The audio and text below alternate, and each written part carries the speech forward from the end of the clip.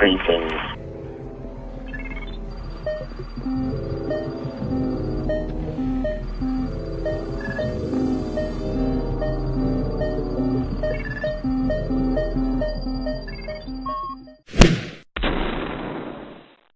Excellent.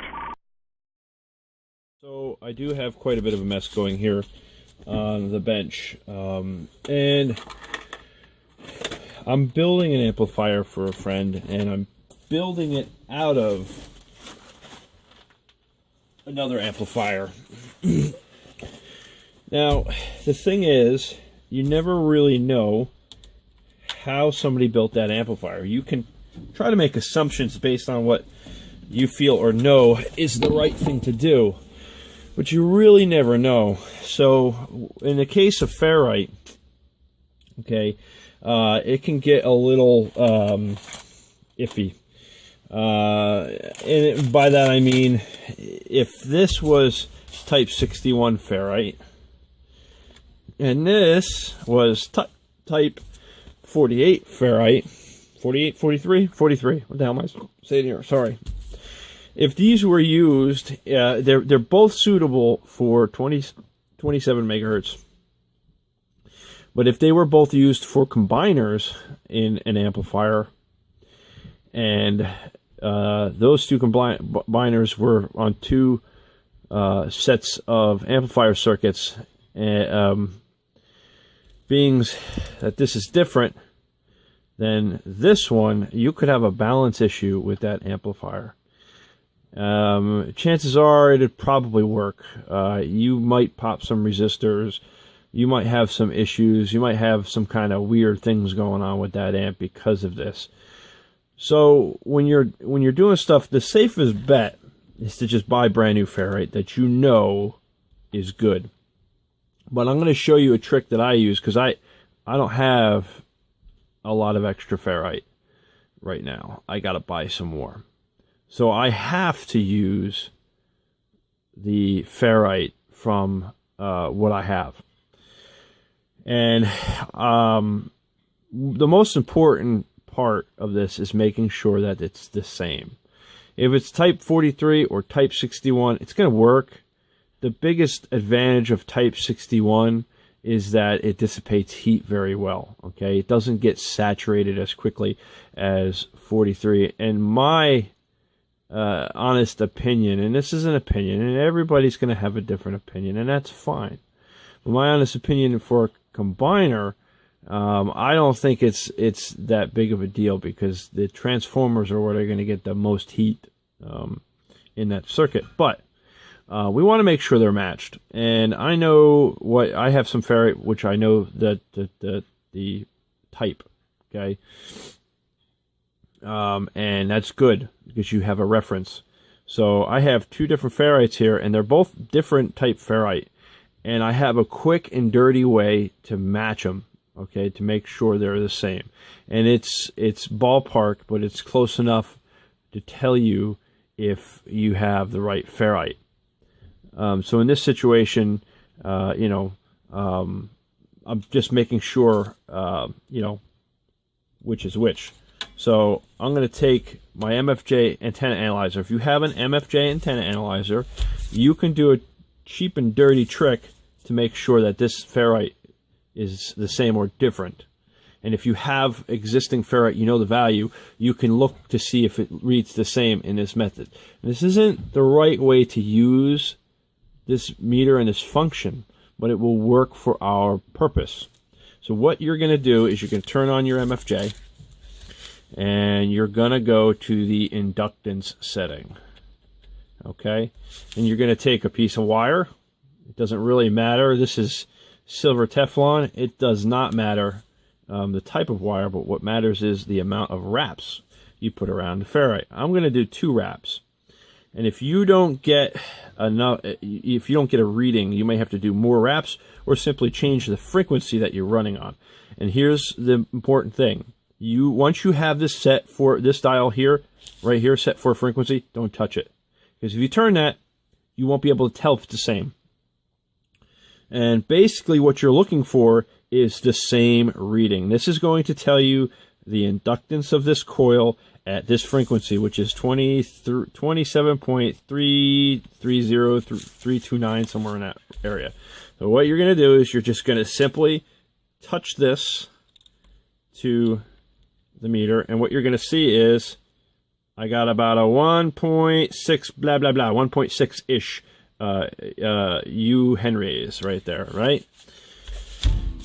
All right, so now we know I'm going to say approximate, because that isn't the best way to do it. And the reason is this is sending out an RF signal, and it's not completely shielded. There are some variables, but close is good enough to tell you if it's the same or different. Now we're going to take this other ferrite, and I'm going to do the same thing. I'm going to put 2 wraps around it, because that seemed to work. All right. Now, for some reason, this one doesn't read. What I would do is tune this, read it, and then go back and check this other one, because you have to read them at the same broadcast frequency. Now, there is a way to do this right with a signal generator and oscilloscope. I do not have, or I'm sorry, function generator. Let's use the right terminology. I'll have one of those. I got an oscilloscope. It's not going to do me any good without a function generator. So we're going to do the same thing with this one. We're going to touch it. And hang on, I'm having trouble here because it's moving everywhere. And we might have to readjust the tune.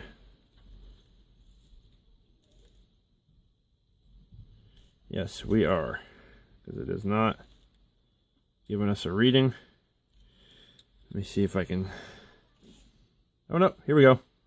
0.842. Right? So that's pretty different. So what I'm going to do is I'm going to set this aside, and I'm going to take another piece of ferrite, and I know what these are already. I was doing this, and I thought to myself, this would be a great video to put on YouTube to help somebody out in building an amplifier. If you're like me, you end up getting a lot of your buddies to want to build you something out of whatever they got. This is what happens. So here's another piece of ferrite, and let's connect it the same way. Yet again. And, whoop. Let me get this on here better so I have a spot to grab it from. Sorry, I just want to get the coil. All I want to do is touch the wires and see what we get. Oh, let's wake it up first. And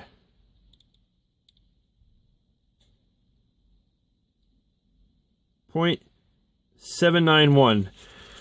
Now that's really, really close to this one.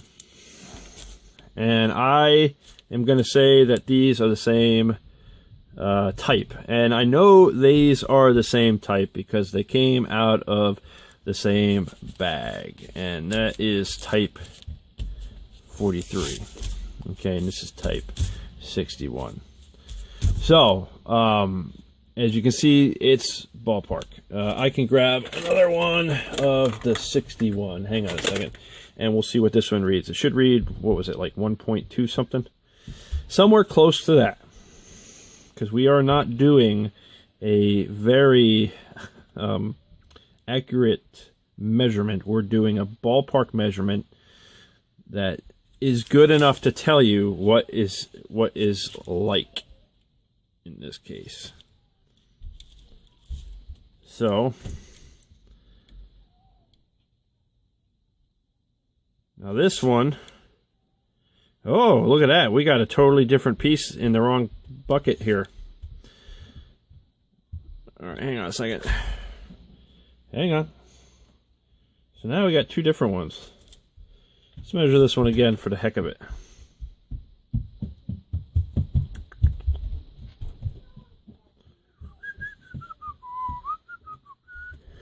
Come on, get in there the right way.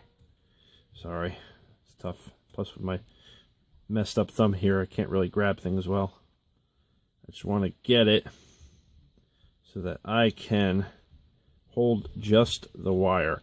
And that's another thing, your fingers are going to create inductance sometimes, or lack of inductance. Usually creates inductance. Oh no, you look at that. that is about the same reading we just had on this one. Maybe I wasn't touching the wire right. Again, you know, you're holding it, and that's why it's ballpark. So you take a couple measurements, you go back and forth, and you can quite quickly find out if you're pulling ferrite out of a amplifier that you don't know anything about, that you didn't build, you don't know how it was built. Maybe you've got a balance problem. You start reading the ferrite, and you can take a loop of wire and wrap it in a piece of ferrite that's on a circuit, and it will tell you if it's similar, as long as you're not running any kind of current or anything through that other coil.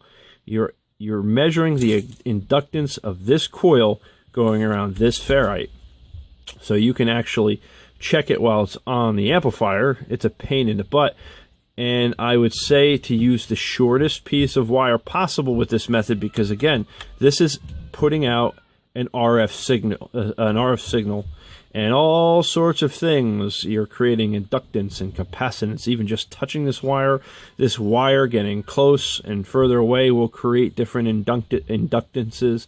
You could create some capacitance, especially if you have moisture on your hands, and you can get a different reading every time. So use just enough wire to make a couple wraps around that ferrite, and you can use this MFJ antenna analyzer to at least tell you, hey, these are the same and these are the same, but these are different.